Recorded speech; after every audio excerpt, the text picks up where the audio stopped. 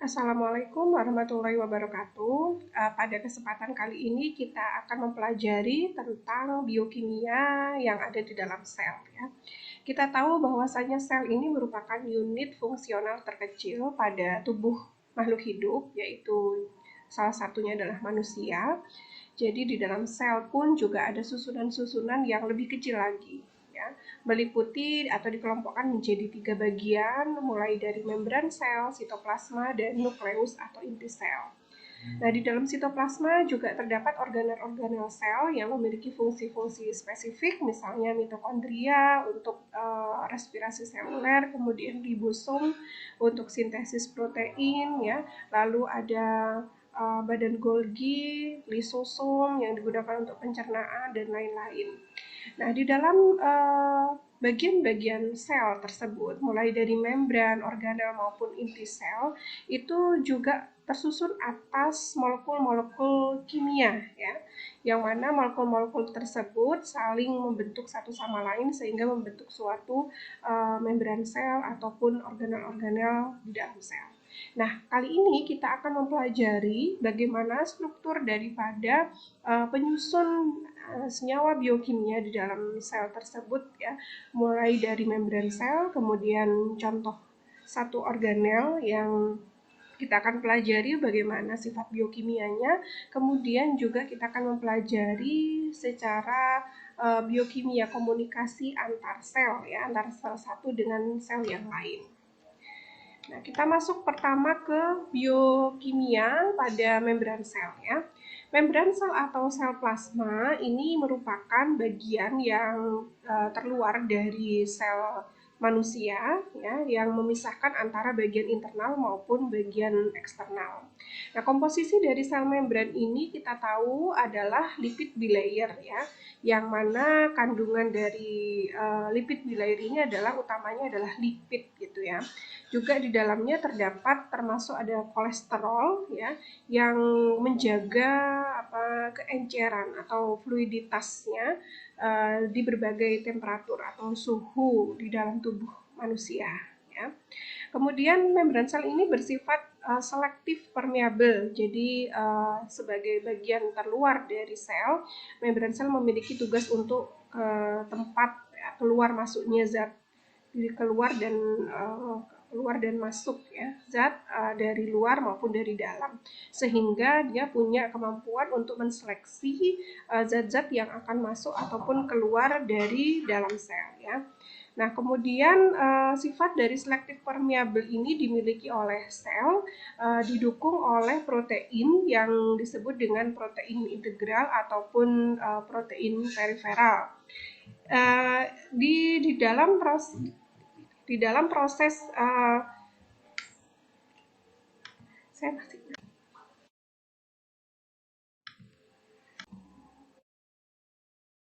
Nah, di dalam fungsinya, sel membran ini memiliki berbagai peran, ya, tidak hanya untuk membatasi dari dalam sel sendiri ke bagian luar, tetapi juga dia berperan untuk cell addition atau pelekatan antara sel satu dengan sel yang lainnya.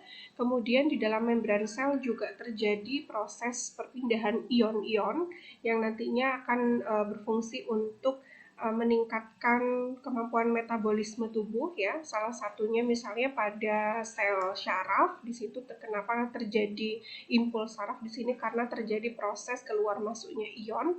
Kemudian membran sel juga menginduksi ataupun menstimulasi proses signaling di dalam sel, ya, persinyalan biokimia di dalam sel. Nah, karena pentingnya membran sel ini, maka struktur daripada membran sel ini integritasnya harus baik, ya, di mana tadi didukung oleh lipid bilayer. Nah, kemampuannya untuk bisa menginduksi proses intraseluler ataupun berhubungan dengan dunia luar, yaitu ikatan antara satu sel dengan sel yang lainnya, ataupun keluar masuknya zat, ataupun menanggapi rangsangan, ini didukung sepenuhnya oleh struktur daripada membran sel. Tuh, ya. Nah, kemudian membran sel ini di dalam sel hewan ataupun sel manusia itu langsung berhadapan dengan dunia luarnya kalau di membran sel. Tetapi kalau pada tanaman, membran sel bukanlah bagian terluar ya, karena bagian terluarnya adalah dinding sel yang tersusun dari polisakarida ya. Polisakarida ini sejenis karbohidrat sehingga sel tumbuhan itu bersifat kaku ya, tidak bisa dibentuk ya. Kalau sel hewan ataupun sel manusia lebih lentur karena dia tidak memiliki dinding sel, hanya memiliki membran sel. Kemudian membran sel itu fungsinya antara lain melindungi inti sel dan sistem kelangsungan hidup yang bekerja di dalam sitoplasma.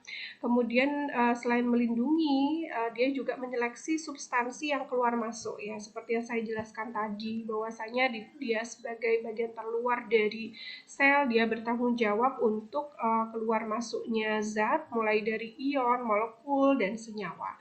Kemudian membran sel juga berfungsi untuk menerjemahkan sinyal dari hormon dari lingkungan luar ya, yang menginduksi sel tersebut untuk melakukan aktivitas tertentu begitu ya. Jadi dia menanggapi rangsangan dari luar. Lalu tebal daripada sel ini kurang lebih 8 nanometer, kemudian bersifat semi permeable atau selektif permeable. Jadi dia bisa menyeleksi zat-zat yang akan masuk dan keluar melalui sel ya, baik itu secara difusi, osmosis ataupun transport aktif. Kemudian membran sel bersifat dinamis karena strukturnya berupa fluida yang memungkinkan sel ini bisa bergerak. Lalu sel tersebut bersifat asimetris di mana komposisi lipid di bagian luar itu tidak sama dengan lipid dalam membran sel. Nah, keberadaannya dapat dibuktikan dengan proses plasmolisis atau lisis sel ya, yang akan menguji integritas daripada membran sel. Nah, ini adalah struktur membran sel, model struktur membran sel yang kita pakai ditemukan tahun 1971, disebut dengan model mozaik fluida atau mozaik cair ya. Bahan penyusun dari membran sel ini adalah molekul-molekul seperti lipid, protein, dan juga sedikit karbohidrat. Nah, lipid yang menyusun membran sel ini adalah jenis fosfolipid dan juga sterol ya. Di antaranya ada ada sfingomielin ya, kemudian sfingolipid, ada juga kolesterol gitu ya. Nah, kita bisa lihat di sini nih gambar struktur daripada membran sel. Jadi ada lipid bilayer. Nah, mungkin susunannya bisa ada 2 lapis seperti ini ya, sehingga disebut dengan lipid bilayer atau phospholipid bilayer gitu ya. Jadi di dalam phospholipid bilayer ini ada bagian yang disebut dengan hidrofobik, ada yang disebut dengan hidrofilik. Kalau di bagian terluar ini disebut dengan hidrofilik ya. Di sini yang di dalam adalah hidrofobik. Kalau yang hidrofilik ini dia lebih suka air gitu ya, bisa terlarut dalam air, sedangkan bagian yang hidrofobik ini tidak suka air.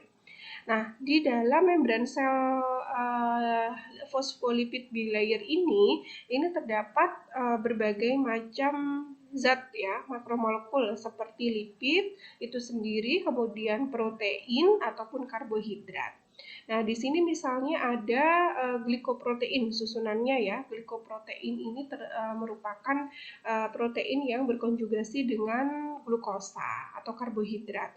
Kemudian glikolipid ya. Kalau glikolipid ini karbohidrat dengan lipid ya. Lalu ada lagi protein di dalam sel, membran sel. Ini ada protein integral dan protein periferal. Gitu. Kalau protein integral ini dia terbenam di dalam lipid bilayer, jadi cukup besar ya, bisa dilihat di sini integral protein dia terbenam, sedangkan periferal lipid ini hanya ada di tepi-tepinya saja. Gitu. Jadi susunan daripada lipid bilayer itu seperti ini gitu ya. Kalau yang bagian fosfolipid bilayernya itu sendiri adalah fosfolipid, kemudian bagian terkecilnya adalah fatty acid ataupun asam lemak. Nah, komponen penyusun dari membran sel yang terbanyak adalah fosfolipid ya. Jadi tadi yang ada 2 lapis itu adalah fosfolipid. Nah, gambarnya seperti ini. Jadi fosfolipid ini bagian terluarnya bersifat hidrofilik atau polar, sedangkan bagian dalamnya adalah hidrofobik atau nonpolar. Kalau hidrofilik ini cenderung suka air gitu ya. Kalau yang hidrofobik tidak suka air. Bagian kepalanya ini disebut dengan hidrofilik tadi ya. Kalau yang bagian ekor yang bersifat hidrofobik. Nah, satu bagian dari fosfolipid ini disebut dengan asam lemak ya atau fatty acid. Bila molekul ini berkumpul di lingkungan air, maka akan membentuk lapisan ganda ataupun lipid bilayer itu ya, karena bagian terluarnya ada air-air sehingga dia akan membentuk lapisan 2 lapis seperti ini, yang mana yang dekat dengan air ini adalah bagian hidrofiliknya. Nah, bagian hidrofobik dari kedua lapisan ini akan berhadap-hadapan ke bagian dalam, sedangkan bagian hidrofilik akan menghadap keluar gitu ya. Kalau yang satu lapisan ini menghadap keluar sel, yang lapisan di bawahnya ini akan berhadapan dengan bagian sitoplasma daripada sel. Ini fluid mozaik model. Kenapa disebut dengan fluid mozaik model? Kalau fluid ini artinya sendiri adalah cair ya. Jadi membran sel tubuh manusia itu seperti cairan. Jadi dia bisa berpindah satu ke tempat yang lain begitu ya. Kemudian Nah, fluid itu sendiri tadi seperti bentuk air gitu ya. Jadi dia mudah berpindah ke bagian yang lain. Sedangkan mozaik ini artinya bagian membran sel ini tersusun dari berbagai macam jenis zat ya, mulai dari glikoprotein, glikolipid, fosfolipid, kolesterol, lalu ada protein integral, kemudian protein periferal ya, globular protein dan alpha helix protein. Sehingga bentuk daripada membran sel yang dia bersifat cair dan terdiri dari berbagai macam zat disebut dengan mozaik fluid atau fluid mozaik model. Nah, lipid di dalam membran sel fungsinya adalah untuk menstabilkan kesatuan fisik daripada membran plasma ya, sehingga tidak mudah robek atau rusak. Nah, selain itu juga dapat menjadi penghalang yang efektif bagi lalu lintas materi yang bersifat hidrofilik gitu. Kemudian lipid ini juga tempat pelekatnya protein dan membantu proses fusi vesikel dan terjadinya endositosis atau proses masuknya zat ke dalam sel. Sedangkan protein di dalam membran sel ini sebagai enzim juga berguna di dalam transport elektron, membentuk ATP sebagai energi, dan juga protein di dalam membran sebagai saluran lewatnya materi pada membran plasma. Yang mana tadi ada 2 jenis ya, ada protein integral dan protein periferal. Kalau protein integral tadi yang terbenam di dalam membran sel, jadi cukup besar bentuknya sehingga dia tertanam antara membran luar maupun membran dalam yang 2 lapis itu, sedangkan protein periferal itu hanya ada di bagian sisi terluar ataupun terdalam saja gitu ya, tetapi tidak terbenam. Nah, ini adalah struktur lipid bilayer yang memungkinkan terjadinya transport zat ya. Jadi kalau tadi kita hanya mempelajari bahwasanya membran sel itu ada lipid bilayer seperti ini, ada 2 lapis lipid fosfolipid ya. Lalu ada juga glikoprotein dan lain-lain yang sudah dijelaskan. Nah, berikutnya ini adalah bahwasanya di dalam membran sel juga ada protein yang fungsinya sebagai reseptor, ada juga yang fungsinya sebagai tempat kanal protein keluar masuknya zat-zat ke dalam dan keluar sel. Ada juga yang bersifat gate channel protein ya, kemudian untuk transport aktif juga ya. Jadi keluar masuknya zat itu bisa melewati secara langsung secara difusi osmosis ya langsung di dalam lipid bilayer ataupun melalui kanal protein ini gitu ya, pintu-pintu membran di dalam sel. Kemudian kalau karbohidrat di dalam membran sel fungsinya untuk apa saja? Untuk sinyal pengenal ya, untuk interaksi antar membran sel. Misalnya sel darah putih ini dapat mengenali dan menghancurkan sel kanker karena adanya perubahan struktur glikolipid gitu ya. Jadi bisa untuk reseptor juga fungsi daripada karbohidrat. Nah, salah satu bagian dari karbohidrat ini juga ada yang berkonjugasi dengan protein ataupun lipid gitu ya. Jadi ada yang bersifat glikolipid, ada yang bersifat glikoprotein. Kalau glikolipid ini merupakan karbohidrat yang berkonjugasi dengan lipid, sedangkan glikoprotein ini karbohidrat yang berkonjugasi dengan protein. Kalau glikolipid ini fungsinya sebagai sinyal pengenal tadi ya, yang akan memulai proses terjadinya interaksi antar sel. Jadi misalnya sel itu digunakan untuk mengenali zat-zat yang ada di luar, ini adalah fungsi glikolipid yang ada di membran sel. Untuk glikoprotein, di sini fungsinya adalah mengikat protein dari membran sel-sel di sekitarnya ataupun sel lain sehingga terjadi ikatan antar sel. Itu ya. Jadi kalau karbohidrat itu kan sifatnya bisa melekatkan ya. Nah, dia jadi bisa menyebabkan terjadinya komunikasi antar sel. Nah, ini secara gambaran besarnya tadi saya review kembali ya, membran sel, strukturnya lipid bilayer tadi. Lipid bilayernya ini susunannya adalah fosfolipid, di mana fosfolipid unit terkecilnya adalah asam lemak atau fatty acid yang punya dua bagian, yaitu bagian kepala dan ekor. Bagian kepalanya bersifat hidrofilik, sedangkan bagian ekornya bersifat hidrofobik. Kemudian di sepanjang membran fosfolipid bilayer ini ada banyak sekali struktur biokimia mulai dari karbohidrat ataupun protein dan juga lipid dalam berbagai bentuk ya.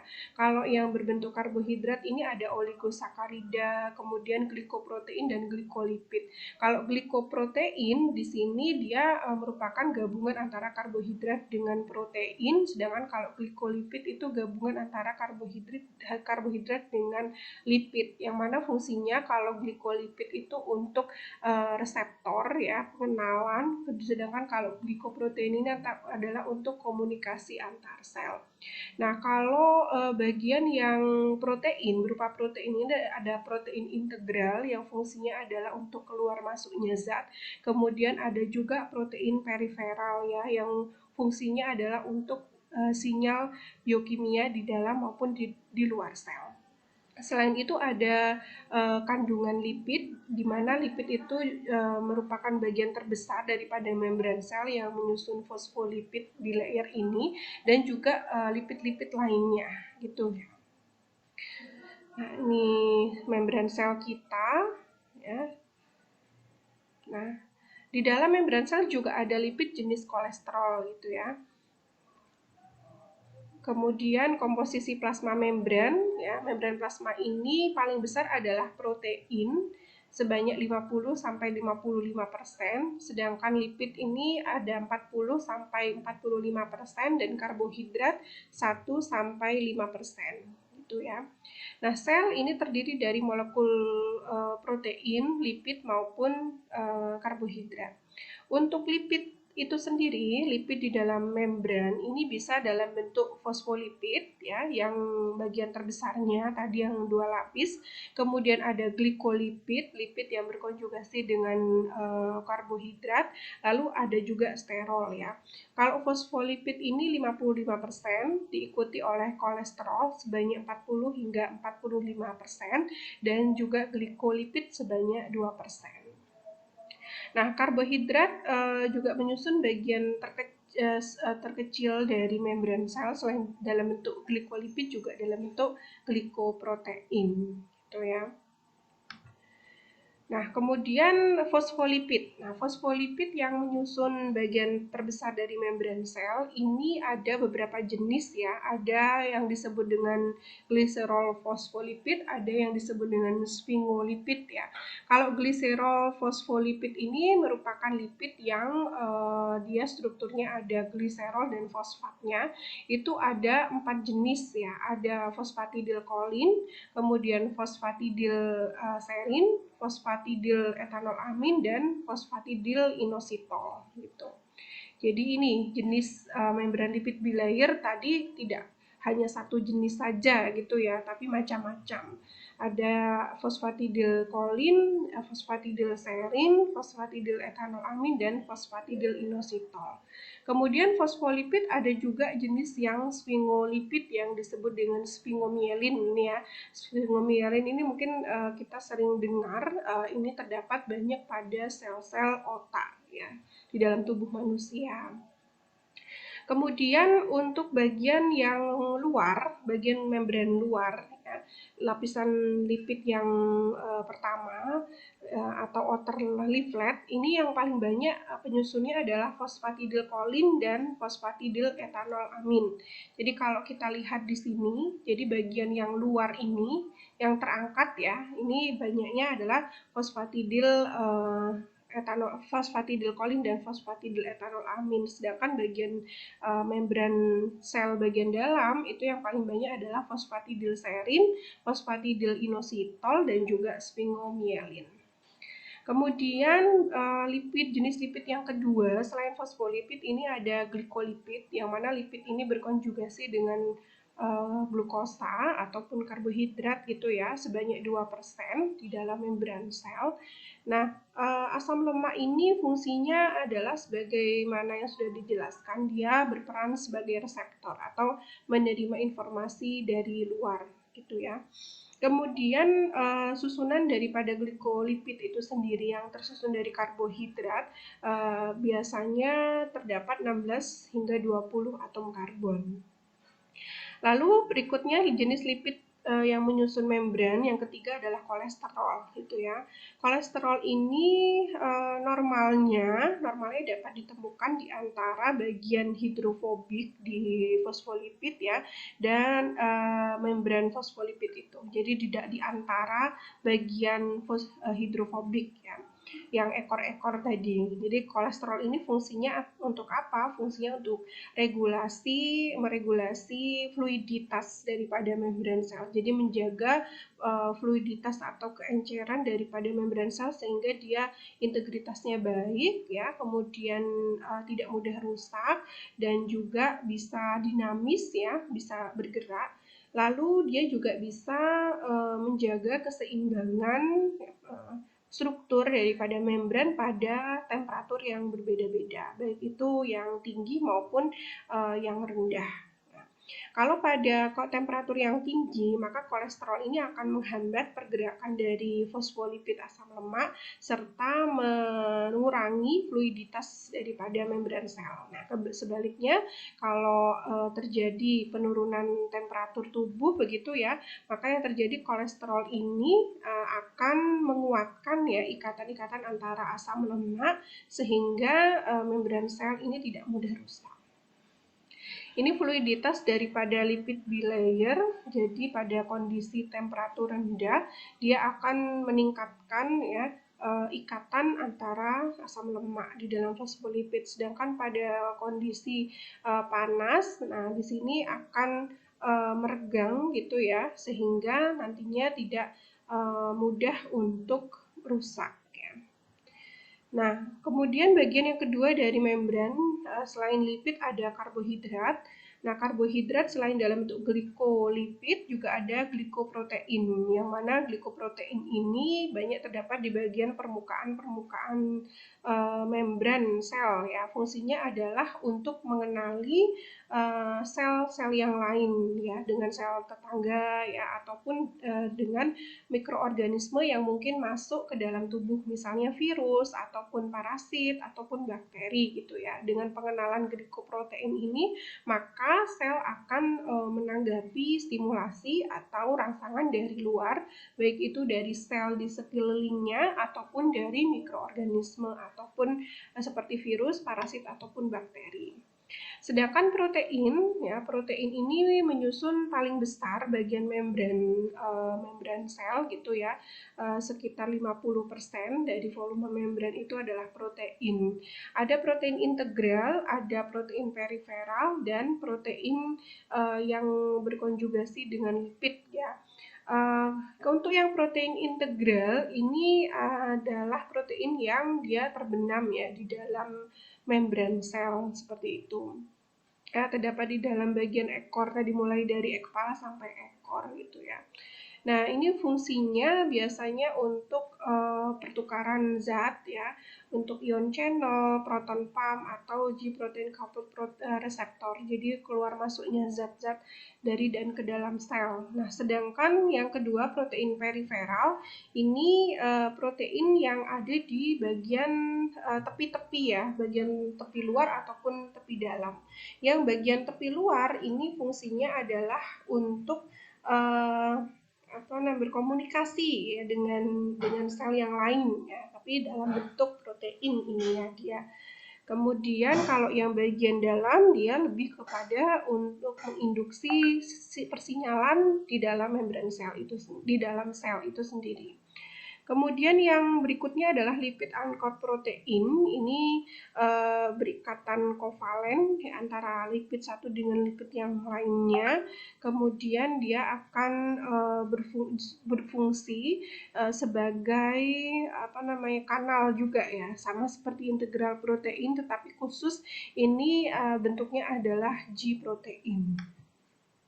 Ini adalah gambaran tentang protein integral dan protein periferal. Bisa dilihat di sini protein integral itu terbenam, kalau protein periferal itu hanya ada di tepi-tepi saja gitu ya.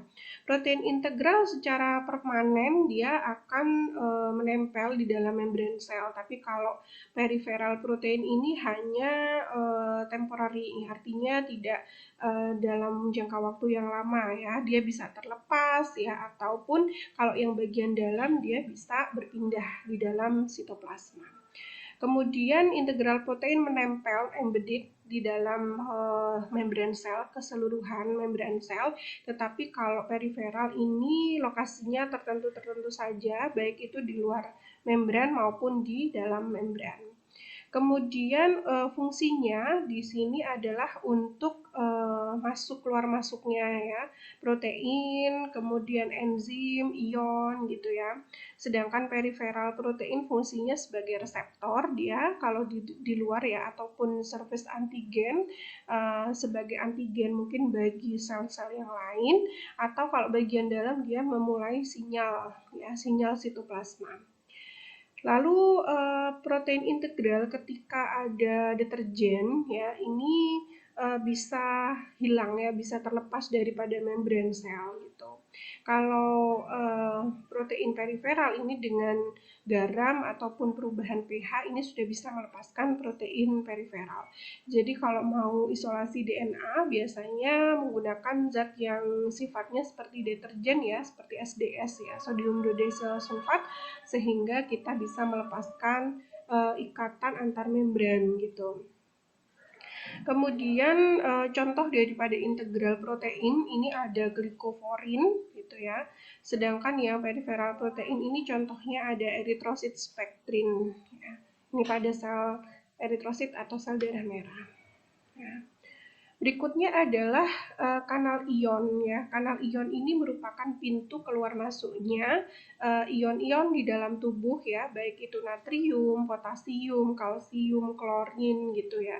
Nah, berdasarkan gradien elektrochemical ya, atau muatan ya. Kalau misalnya muatan di dalam sel itu lebih banyak negatif, maka muatan positif dari luar membran ini akan masuk ke dalam, dan begitu sebaliknya.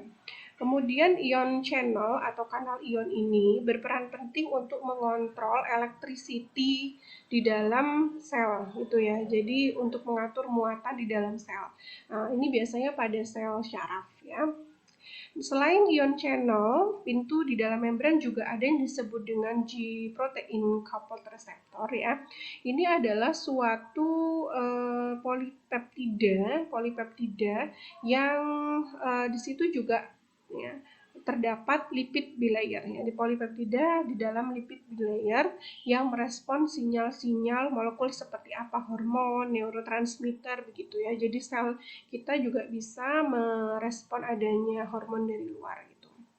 Misalnya pada sel-sel reproduksi, pada sel-sel payudara misalnya ya, dia diinduksi oleh adanya hormon misalnya hormon progesteron atau estrogen, maka akan terbentuk air susu misalnya seperti itu ya. Jadi sel-sel ini akan menanggapi rangsangan dari luar berupa hormon yang kemudian akan diolah. Nah, dalam proses masuknya zat dari luar berupa hormon ini tadi, maka dia lewat G-protein coupled receptor.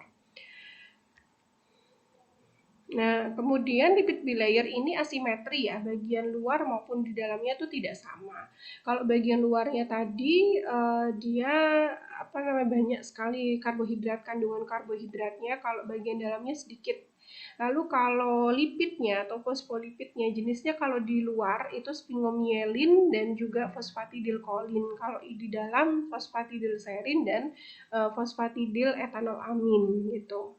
Kemudian di dalam fungsi membran sel itu sendiri banyak ya, diantaranya protektif untuk melindungi gitu ya, melindungi sel di dalamnya karena memang integritas membrannya sangat baik, tersusun dari fosfolipid, kemudian ada glikoprotein, ya glikolipid dan lain-lain, ada protein integral dan protein periferal juga. Kemudian dia juga mencerna makanan ataupun mengekskresikan zat sampah ya, keluar masuknya zat. Selective permeable ini transport juga, kemudian konten sel surface receptor, dia juga terdapat reseptor tadi yang berfungsi sebagai reseptor, ada glikoprotein, lalu juga ada G-protein ya, G-protein ataupun ion channel gitu. Kemudian ada juga yang berfungsi sebagai sel adesi ataupun perlekatan antara membran plasma dengan membran plasma sel yang lain, ini dalam bentuk kaderin. Lalu ada yang berupa junction. Kalau junction ini adalah ikatan antara sel yang satu dengan sel yang lainnya. Kalau kaderin itu lebih kepada menempelkan. Kalau junction ini dia membentuk jembatan gitu ya, antara sel satu dengan sel yang lain. Nah, kita masuk ke organel sel. Nah, organel sel itu juga banyak kandungan biokimiawi tentunya ya. Salah satu contohnya adalah retikulum endoplasma atau endoplasmic reticulum. Kalau retikulum endoplasma ini ada yang kasar dan halus ya. Kalau yang kasar ini dia banyak terdapat ribosom di dalamnya. Kalau yang halus itu jarang sekali ya, jarang ada ribosomnya.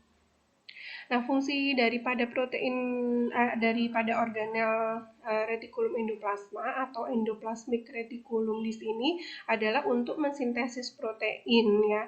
Karena ada ribosomnya tadi. Selain mensintesis protein, IR ini juga berfungsi untuk menseleksi protein yang dihasilkan dari proses sintesis tersebut ya. Barangkali ada pemotongan bagian, maka IR yang akan akan aktif begitu ya. Ini fungsi daripada retikulum endoplasma kasar. Jadi dia di dalam bagian lamela-lamelanya atau lapis-lapisnya itu terdapat ribosom ya, sehingga dia bisa mensintesis protein. Dua tipe sintesis protein ya, yang terjadi pada retikulum endoplasma itu antara lain adalah protein akan berikatan dengan membran dan juga akan larut di dalam lumen gitu ya. Nah, jadi protein yang terbentuk ini akan diseleksi di dalam retikulum endoplasma. Kemudian kalau yang smooth IR, nah kalau yang retikulum endoplasma halus ini lebih kepada sintesis lipid ya. Kalau yang endoplasma kasar, retikulum endoplasma kasar tadi mensintesis protein, kalau IR yang halus, retikulum endoplasma halus itu untuk mensintesis lipid. Selain itu, dia juga memiliki peran di dalam proses detoksifikasi, yaitu inaktivasi beberapa zat toksin yang ada dari luar, seperti obat-obatan ataupun sampah metabolik gitu ya. Dan IR ini fungsinya adalah untuk menyimpan kalsium di dalam sel ya. Selain itu, retikulum endoplasma halus juga mentransportkan zat-zat yang hasil sintesisnya dari IR ya, seperti kalau IR kasar itu kan protein ya. Jadi IR halus ini fungsinya juga untuk transport ya, transport dari protein yang dihasilkan oleh IR kasar. Kemudian untuk enzim yang spesifik di dalam IR, ya, IR halus atau retikulum endoplasma halus ini adalah glukosa 6 fosfatase, atau di mana enzim ini fungsinya adalah di dalam proses gluconeogenesis atau pembentukan glukosa di dalam tubuh kita. Nah, selain itu retikulum endoplasma halus itu juga banyak pada organ-organ reproduksi ya, karena dia banyak memproduksi hormon-hormon steroid, yang mana hormon steroid itu kandungannya atau bentuknya adalah lipid begitu ya, sehingga karena dia retikulum endoplasma halus fungsinya adalah untuk mensintesis lipid, maka banyak terdapat di organ-organ reproduksi yang memang fungsinya menghasilkan hormon steroid atau hormon lipid ya. Ini contoh sintesis lipid di dalam retikulum endoplasma halus, yaitu pembentukan triasilgliserol yang terdiri dari 3 asam lemak dan 1 gliserol. Ini terjadi di retikulum endoplasma halus. Kemudian retikulum endoplasma halus ini juga menghasilkan ya, lipid-lipid membran seperti fosfatidilkolin, ya, fosfatidil etanolamin, inositol, dan lain-lain.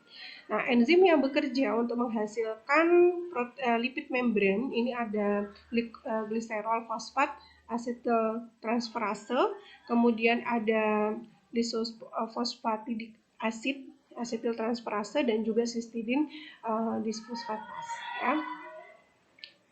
Kemudian lipid transfer ya. Jadi lipid transfer ini merupakan lipid yang berfungsi untuk mentransportkan zat ya, di dalam sel maupun di luar sel. Ini juga dihasilkan oleh retikulum endoplasma halus ya.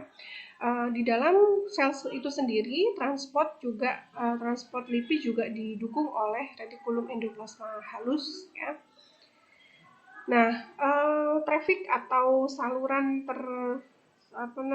masuknya zat-zat di dalam sitoplasma itu zat misalnya masuk ke dalam sel, kemudian dia akan menuju kemana, mitokondria kah, nukleus kah, atau yang lain-lain. Nah, ini akan dibantu oleh retikulum endoplasma juga ya. Nah, mekanismenya ada dua. Yang pertama, si retikulum endoplasma ini akan membentuk vesikel ya, di mana vesikel ini nanti berupa bagian seperti bulatan ya, bulatan nanti yang akan melingkupi zat yang masuk ke dalam sel, sehingga seperti pembungkus begitu ya vesikel ini. Biasanya terkandung fosfolipid, kolesterol, dan juga lipid-lipid jenis yang lain. Nah, cara yang kedua, mekanisme yang kedua, protein yang dihasilkan oleh IR, dia akan melarutkan ya zat yang masuk ke dalam tubuh, kemudian ditransferkan kepada organel yang dituju, seperti itu. Biasanya lipid membran ini yang akan bekerja antara adalah fosfatidilkolin ya, transfer protein. Nah, ada proses glikosilasi. Jadi proses glikosilasi ini adalah reaksi donor karbohidrat ya untuk berikatan dengan gugus hidroksil ataupun unit fungsional, gugus fungsi daripada lipid ataupun proteinnya. Jadi tadi kan ada glikolipid dan glikoprotein, di mana lipid atau protein tersebut berkonjugasi atau berikatan dengan karbohidrat. Nah, mengikatnya karbohidrat di dalam lipid ataupun protein yang menyusun membran sel ini disebut dengan proses glikosilasi. Gitu. Kemudian, nah ini proses glikosilasinya ya. Jadi ada pembentukan prekursor oligosakarida dengan lipid gitu. Jadi dia berikatan antara karbohidrat ya dengan lipid gitu. Nah, ini melalui proses sintesis yang terjadi di dalam retikulum endoplasma juga begitu ya, dengan adanya enzim-enzim tertentu. Nah, ini akan membentuk ikatan glikosilasi antara lipid dengan karbohidrat. Ya. Kemudian juga terjadi modifikasi ya di terminal N ya, yang akan membentuk berbagai jenis glikolipid yang bermacam-macam bentuknya. Kemudian ER ini juga fungsinya adalah untuk sortasi protein. Jadi protein-protein yang dihasilkan di ribosom, nah ini akan diseleksi ya, kemudian disortir begitu ya istilahnya, apakah dia nanti akan dibutuhkan atau tidak, seperti itu. Apabila tidak dibutuhkan, maka ER ini akan menginduksi terjadinya folding ataupun pelipatan, sehingga nanti protein ini nanti akan menjadi tidak aktif seperti itu. Nah, ini disebut dengan kondisi retikulum endoplasma stress atau ER stress ya. Nah, ER stress ini akan menunjuk dua kondisi, apakah nantinya protein itu akan melipat atau folding, foldingnya meningkat atau menurun. Ini terjadi untuk menyeimbangkan kondisi ini. Misalnya di dalam sel tersebut terjadi gangguan, ya gangguannya mungkin ada radikal bebas atau apa begitu ya, maka di dalam proses sintesis protein ini, nah next stepnya adalah tindakan koreksi daripada ER, yang mana nanti dia akan mengaktifkan atau menonaktifkan protein yang ada gitu ya. Nah, kalau dinonaktifkan, maka caranya adalah terjadi folding atau pelipatan sehingga terjadi apoptosis atau kematian sel yang terprogram karena tidak adanya protein tadi atau inaktivasi protein. Nah, bagian yang ketiga adalah cellular junction atau ikatan antar sel ya. Ini kita juga akan pelajari biokimianya gitu ya. Jadi sel junction ini merupakan ikatan ekstraseluler, matriks ekstraseluler antara sel satu dengan sel yang lainnya di dalam multiseluler organisme, yaitu pada manusia gitu ya. Jadi kalau di gambar ini bisa kita lihat jenis-jenis sel junctionnya itu ada adherent junction, ada desmosom, ada tight junction, dan juga ada gap junction. Nah, di sini kombinasinya adalah antara sel satu dengan sel yang lain, dia terdapat protein-protein di membrannya, kemudian dia akan membentuk suatu ikatan ya antara sel satu dengan sel yang lainnya. Ada juga nih yang ikatannya dari aktin maupun miosinnya ya, atau dari sitoskeletonnya gitu. Ya, kemudian kita masuk ke jenis-jenis junctionnya. Ada dua jenis junction di dalam tubuh manusia, ada sel-sel junction, ada sel matrix junction. Kalau sel-sel junction itu berarti ikatan antara satu sel dengan sel yang lainnya. Kalau sel matrix junction adalah ikatan antara sel dengan komponen di luar sel, ya, di luar sel, bukan berupa sel tetapi mungkin cairan ekstraseluler begitu ya. Jadi namanya sel matrix junction. Kemudian di dalam proses perlekatan junction atau jembatan tadi, itu ada struktur protein yang akan berperan ya di dalamnya. Nah, protein-protein yang berperan ini bisa merupakan glikoprotein yang terdapat pada membran sel, ataupun protein-protein yang ada di dalam sel ya. Kalau tadi di membran sel, ada yang di dalam sel juga. Nah, protein yang berperan di dalam proses pelekatan antara sel satu dengan sel yang lainnya ini adalah kaderin.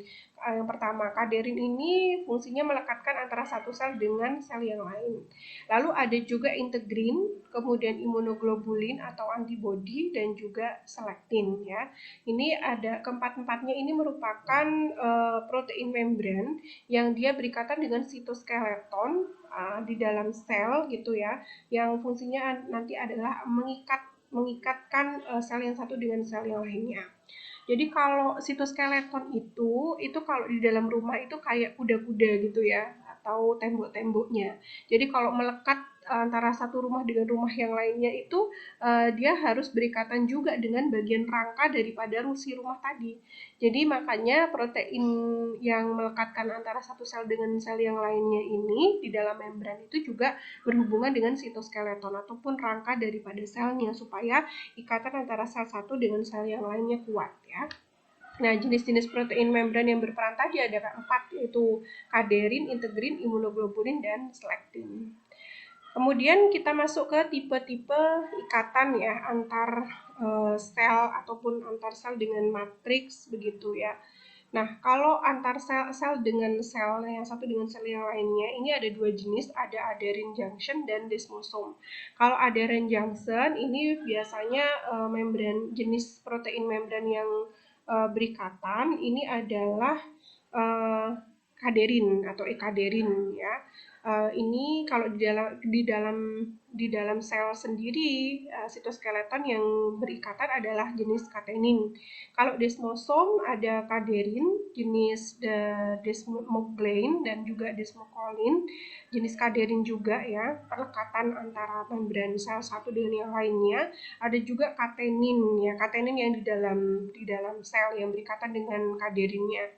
Kemudian untuk yang tipe perlekatan antara sel dengan matriks itu ada jenis focal adhesion dan juga hemidesmosom. Protein yang berperan untuk perlekatan adalah integrin gitu ya.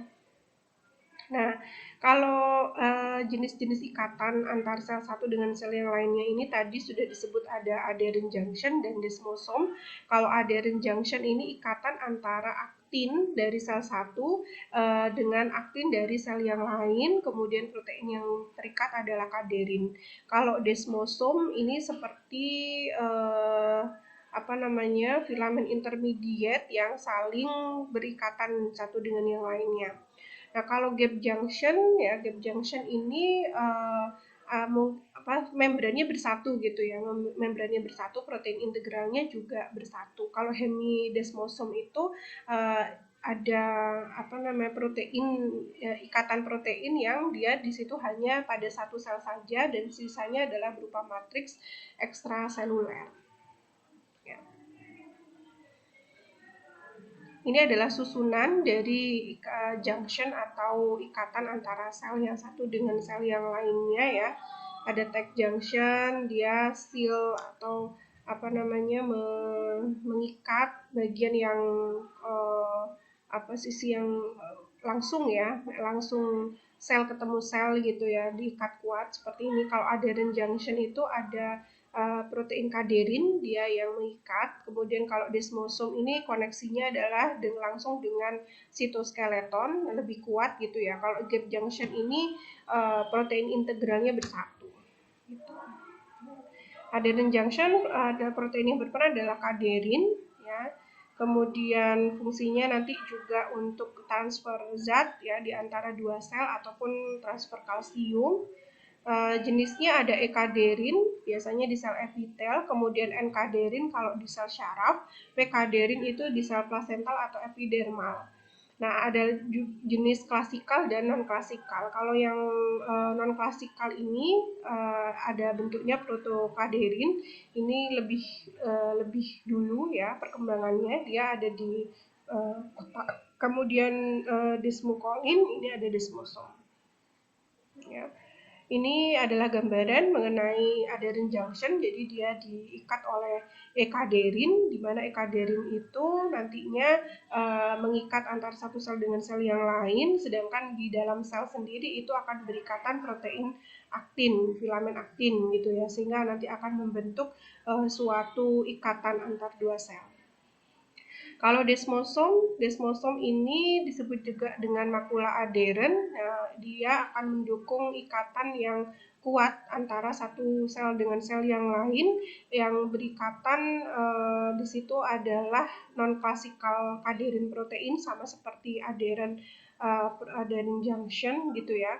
Kemudian bagian yang di dalam sel ini adalah filamen. Jadi kalau yang tadi aktin, ini filamen, jadi lebih besar ya. Bagian dalam yang warna biru ini ya, bagian sitoplasmanya lebih besar. Kalau tight junction ini seperti kancing baju gitu ya, jadi antara dua sel, membran dua sel ini diikat oleh suatu protein tight junction. Kalau yang gap junction ini dia bersatu pintu kanalnya ya, kanal ion ataupun G proteinnya. Itu. Baik, demikian tadi mengenai terkait dengan biokimia di dalam sel gitu ya. Ada membran sel, kemudian juga ada organel sel yaitu retikulum endoplasma, dan juga biokimia ikatan antar sel. Demikian tadi yang bisa saya sampaikan, mudah-mudahan dapat dipahami dengan baik. Saya akhiri, wassalamualaikum warahmatullahi wabarakatuh.